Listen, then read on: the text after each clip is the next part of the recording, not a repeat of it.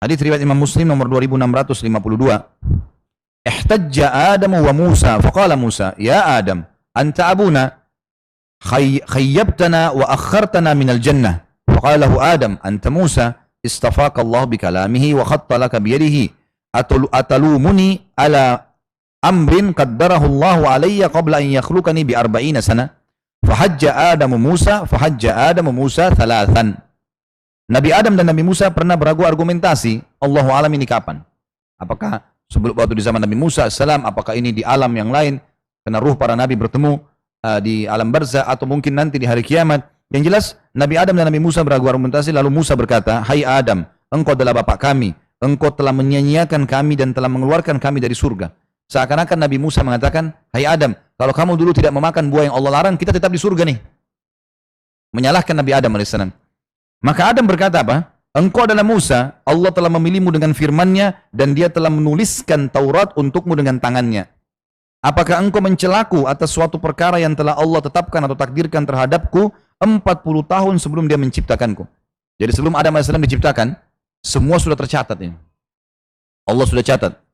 Maka Nabi Adam mengalahkan argumentasi Nabi Musa, maka Nabi Adam mengalahkan argumentasi Nabi Musa sampai 3 kali Nabi SAW ulangi.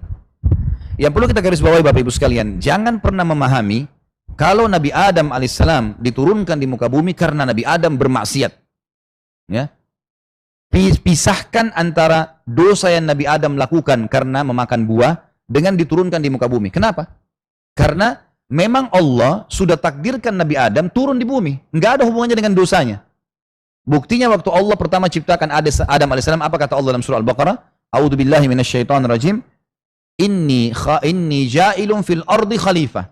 Saya akan ciptakan sebentar lagi nih makhluk, waktu Nabi Adam baru mau dibuat, gitu kan, diciptakan, yang akan jadi pemimpin di muka bumi. Berarti Nabi Adam diciptakan untuk apa?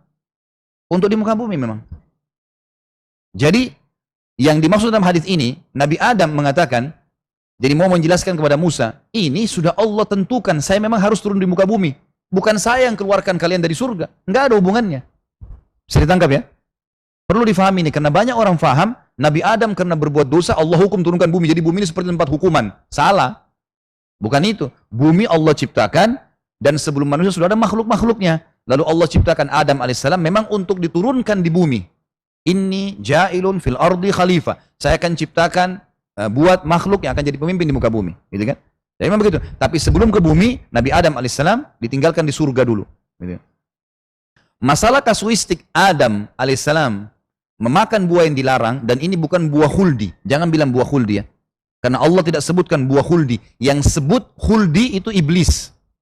Karena iblis mengatakan dalam Al-Quran, ya, hai Adam, mau nggak saya tunjukkan kepadamu syajaratul khuld? Dalam Al-Quran diceritakan. Jadi yang bilang ini pohon khuld. Khuld itu diambil dari kata-kata khalidina fiha, khalid yang berarti kekal, gitu loh. Jadi yang dimaksud dengan buah khuld, ya, itu kalimat dari iblis, buah yang kekal. Kalau kau makan hai Adam dengan istrimu, kamu akan seperti malaikat kekal. Allah tidak larang kamu makan buah ini kecuali karena kalau kamu makan kamu akan kekal. Oleh karena itu Nabi Adam tergoda, gitu kan?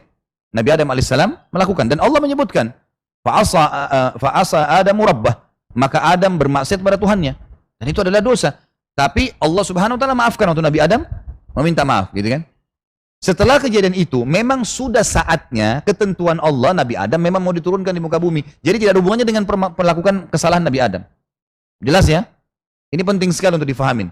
Karena kalau kita faham yang seperti tadi, lawannya ini, misal, oh karena Adam bermaksiat alaihissalam berarti diturunkan di muka bumi. Jadi bumi seperti ini tempat hukuman. Enggak, salah itu. Bagaimana caranya dianggap hukuman? Enggak.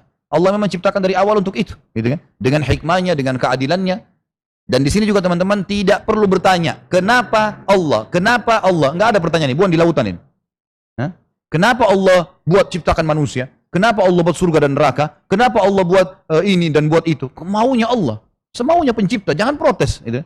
Kita aja nggak bisa mengatur makanan yang masuk di badan kita, yang mana jadi kotoran, yang mana jadi nutrisi kok. Terus mau protes. Gitu. Kita aja nggak pernah bisa buat apa-apa. Kita sangat lemah manusia, gitu kan? Hanya sekedar memilih saja, berbuat, nggak lebih daripada itu. Apa yang manusia bisa lakukan? Ada yang bisa buat di sini satu buah anggur saja. Ada yang bisa di sini? Hah? Satu anggur buat kulitnya, tempel begitu di tangkainya. Anggur asli loh ya. Bukan anggur mainan semua orang bisa buat. Yang asli seperti itu. Seperti Allah buat, rasanya sama, bentuk. Nggak ada, satu buah. Bagaimana kalau disuruh buat anggur semua? Bagaimana kalau disuruh buat semua buah? Bagaimana kalau disuruh buat dirinya sendiri? Nah, manusia cuma bisa buat robot. Robot pun kena menciplak ciptaannya Allah. Itu pun tidak bisa buat apa-apa, tidak bisa seperti manusia. Ya.